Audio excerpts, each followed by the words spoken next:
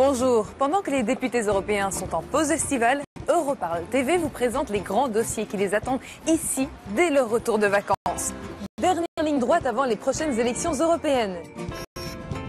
D'ici moins d'un an, entre le 22 et 25 mai 2014, les citoyens des désormais 28 États membres éliront leurs nouveaux représentants. Mais avant de passer au vote, les députés ne chômeront pas. Ils devront finaliser un maximum de dossiers dans les tout derniers mois de leur mandat. Imaginons que vous êtes ici à la Bibliothèque royale de Belgique. Vous pensez y surfer sur le net incognito. Et pourtant, de l'autre côté de la toile, des professionnels recueillent la moindre trace que vous y laissez.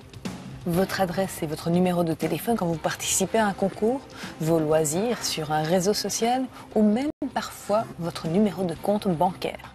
With the data protection regulation, we will reformulate the individual rights of citizens, which they already have today, like the right to deletion, the right to access your data, the right to be informed about data processing activities or profiling, and give the ability to better enforce them, especially with data protection authorities cooperating in the whole of Europe. Now we have to find a way how we bring in the different views and ideas in the Parliament and in the Member States Council to get an agreement before the elections in May next year.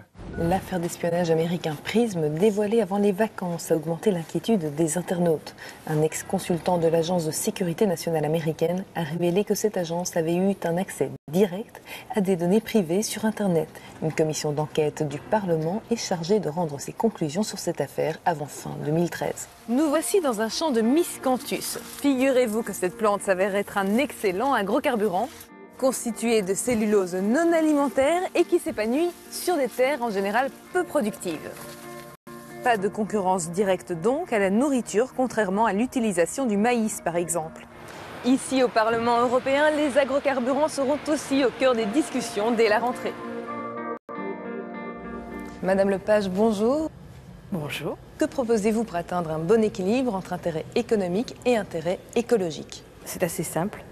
Limiter les biocarburants de la première génération, ce qui oblige à choisir entre conduire et manger, pour encourager ceux de la deuxième, voire de la troisième génération, c'est-à-dire ceux qui n'ont pas d'incidence sur l'alimentation, voire ceux qui nous projettent dans l'avenir, comme les algues, qui pourraient produire du carburant, et donner le temps à l'industrie pour s'adapter de manière à ce qu'il n'y ait aucune incidence sur l'emploi. Merci. On va aussi parler santé à la rentrée. Prothèses mammaires et prothèses de hanche ont été au cœur de récents scandales sanitaires. Pour le Parlement européen, leur mise sur le marché n'est pas assez surveillée. Ordnung muss man deshalb unbedingt reinbringen, weil ich nicht sagen kann, ob die Lage schlimm ist. Die Zertifizierung von Medizinprodukten erfolgt durch notifizierende Stellen. Das heißt Stellen, die ein Mitgliedsland benennen kann. Das Mitgliedsland kann so viele benennen, wie es will. In Deutschland gibt es 18, in der ganzen Europäischen Union ungefähr 78. Die Qualifikationen können wir nicht genau nachvollziehen, die die Mitgliedsländer anlegen. Und wir wissen auch nicht ganz genau, nach welchen, sagen wir mal, nach welchem Wissensstand die notifizierenden Stellen arbeiten. Dans cette bandagisterie bruxelloise, nous retrouvons un large panel de dispositifs médicaux, du simple pansement à la chaise roulante, en passant par les prothèses externes mammaires, même si ce sont certainement les prothèses internes invasives qui préoccupent le plus les eurodéputés. Ça y est, vous avez trouvé la maison de vos rêves. Et pour pouvoir l'acheter, vous avez sans doute dû emprunter de l'argent à votre banque. Malheureusement, pour certains, ce rêve a tourné au cauchemar.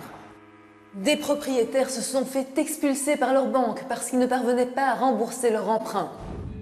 Une législation harmonisée au niveau européen devrait mieux protéger les futurs propriétaires qui veulent faire un emprunt hypothécaire. Cuando una persona va a un banco, tiene que tener una buena información y hemos elaborado un estándar de información común europea, lo que se llama una ficha europea, que todas aquellas personas que hagan un contrato van a tener toda la información relevante para que puedan asesorarse y tomar una decisión con pleno conocimiento de causa, y además va a contar con un periodo de reflexión de 7 días. Le vote en plénière devrait avoir lieu en septembre. Enfin, il sera bien sûr encore et toujours question de la sortie de crise. Les eurodéputés auront moins de 8 mois pour renforcer le système de surveillance financier et bancaire. Europarl TV vous souhaite de très belles vacances.